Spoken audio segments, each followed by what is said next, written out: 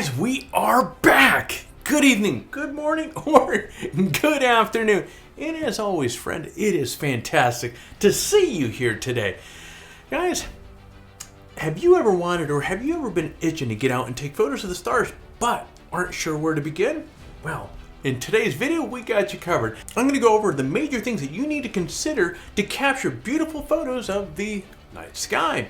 From planning to camera settings to recommended gear, guys, I have a quick list of things that will get you started. But before we do all that, I want to take a moment and welcome you to the channel. If you haven't already, be sure to hit the subscribe button.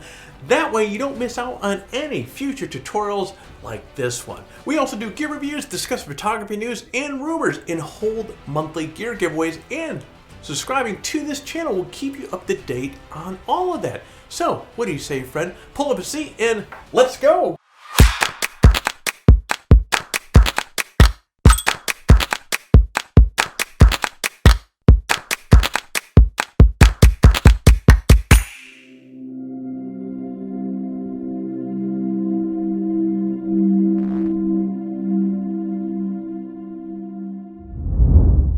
Step 1.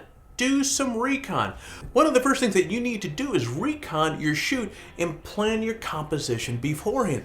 This is crazy important. The reason why I bring this up and it's so important is because your photos of the night sky will be far better if they are complemented by interesting landscape below them.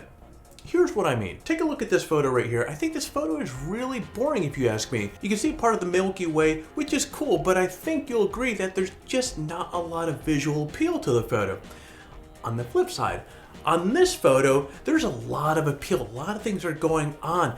There's foreground interest that draws us into this shot. The texture of the grass, the shape of the cliff, and the blurred motion of the water all add something to this image to make it much more interesting to view. So while the starry sky is the star of the show, pun intended, corny pun, but hey, I'm gonna own it, keep with it. To take your photos up a notch, you need to take the time to plan where you're going to go, how you're going to get there, and when it's going to be, or I'm sorry, when you need to be there rather, and how you're going to frame up this shot. Guys, this is one of the most important things, and the reason why I'm positioning this in the very beginning here. Use tools like Google Maps or the Photographer's Emirates and the Dark Sky Finder to make your plan. And look, it doesn't hurt to look at photos that other people have taken in the same location. That way you can get an idea where you might find interesting elements that will add to your shot. Now, bear in mind that the time of the year will impact how good of a shot that you can get. So, for example, I'm in the northern hemisphere, so if I want to shoot the Milky Way, July is the best time to capture it in the southern sky. Planning the shot isn't as fun as taking the shot, but the better you plan it, the better your shot will be. No joke, I'm talking from experience here. This is one that you really want to pay attention to.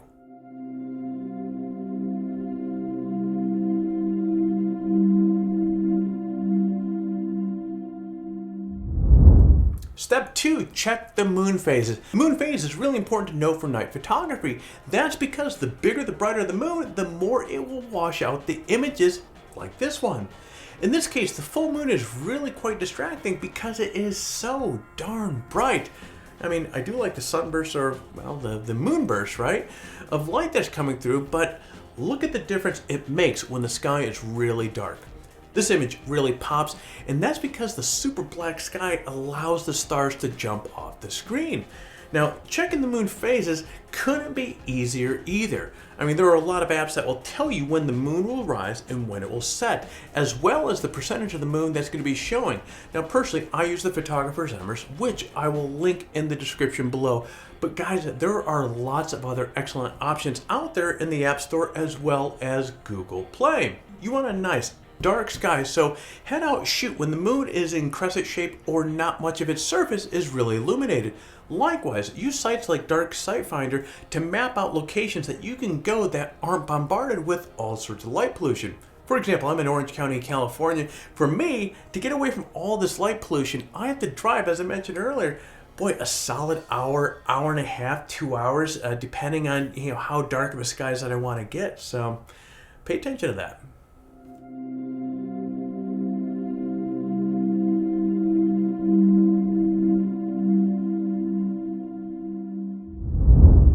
Okay, step number 3, learn manual mode. Now the hardest part of this process is probably learning how to shoot manual mode. By shooting in manual mode, you have full control over the exposure settings, aperture, shutter speed, and ISO.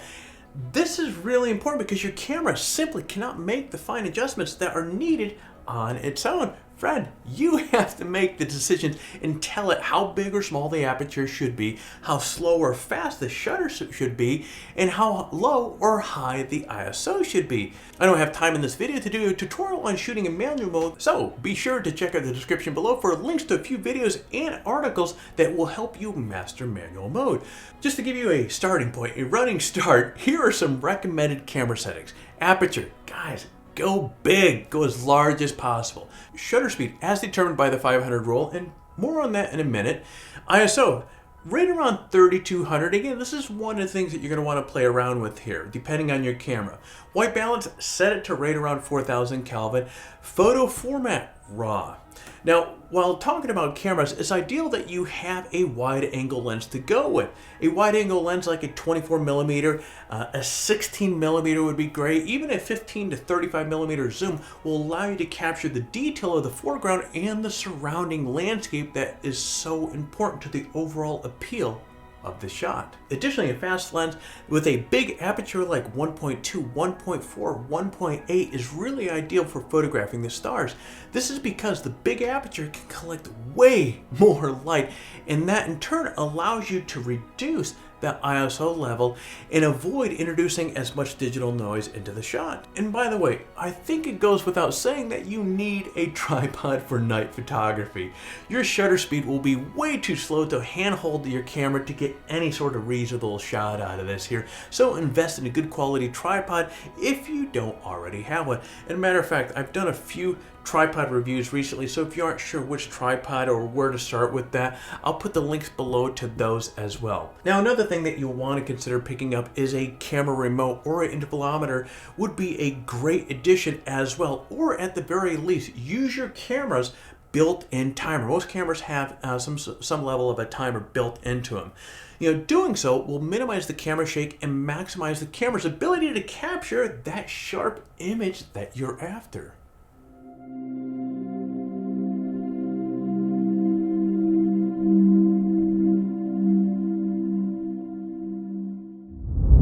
Step number 4, use manual focus. Autofocus just doesn't cut it when you're photographing the stars, so you need to use manual focus to get those tack sharp, oh so good photos that you're after. So to do so, find the brightest star in the sky, or if the moon's out, then crank your ISO all the way up to brighten the scene. Using live view, zoom in on the star or the moon, then slowly focus the lens on the star or the moon until it's nice and sharp. Then leave the focus as it is for the rest of the night.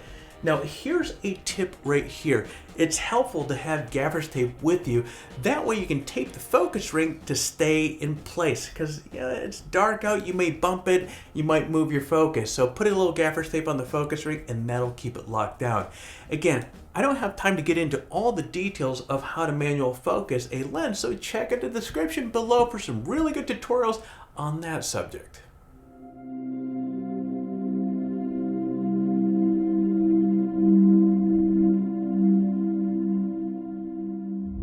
Step number 5, learn the 500 rule. Speaking of pinpoint stars, you have to account for the movement of the Earth while your camera's shutter is open. If it's open too long, you're going to lose sharpness of the stars and they're going to become blurry because of the movement of the Earth. Here's the 500 rule in a nutshell. Divide 500 by the focal length of your lens. This gives you a maximum number of seconds that you can leave your shutter open. So if you're using a 50mm lens, 500 divided by 50 is 10. So the longest speed that you can use is 10 seconds. Now, if you're using a 12mm lens, 500 divided by 12 is roughly 42, so you can get a way longer shutter speed of nearly 42 seconds. Now, whatever the number that you get using the 500 rule, decrease it a little bit just to be safe. So if you're using that 12mm lens, rather than setting your camera to 42 seconds, set it to 40 seconds. This is going to give you a little bit of a buffer and help you avoid those pesky star trails.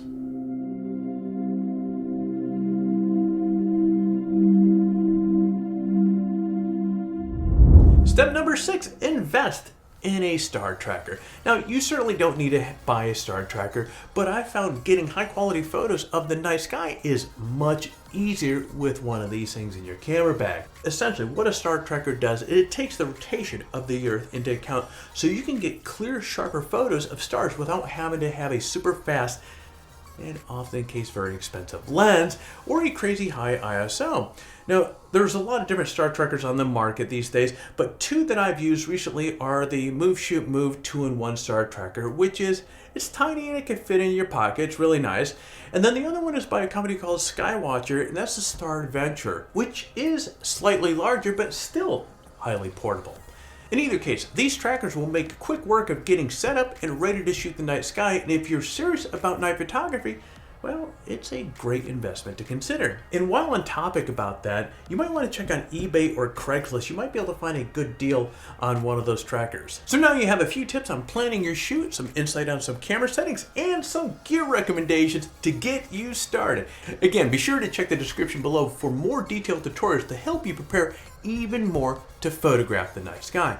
Now, let's talk giveaway. Here's a quick overview of the prizes that we have for this month's giveaway. A Peak Design carbon fiber travel tripod, a Peak Design travel backpack, a Peak Design everyday backpack zip, and the $100 Adorama gift card. Now, as always, to enter the giveaway, it's super easy. Step 1, like this video and subscribe to our channel. Step 2, leave a comment below. In fact, the more of our videos that you watch and leave a comment on, the more chances that you have to win. So, watch some of our other videos and leave some comments. Step 3, register on PhotographyTalk and introduce yourself in the forum.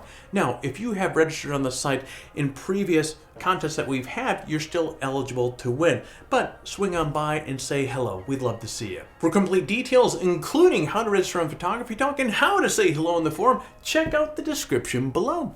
Good luck, friend. All right, that does it for me today, guys. If you found this video to be helpful, if you found entertainment in it, hit the like button down below. If you're currently not subscribed to the video, as I mentioned earlier, we would love to have you part of this community. So please consider hitting that subscribe button. While you're at it, kick that bell to be notified each time that we come out with a new video. All right, guys, I'm gonna go tinker out in the garage. You get out there, have an amazing evening, and create your best shot.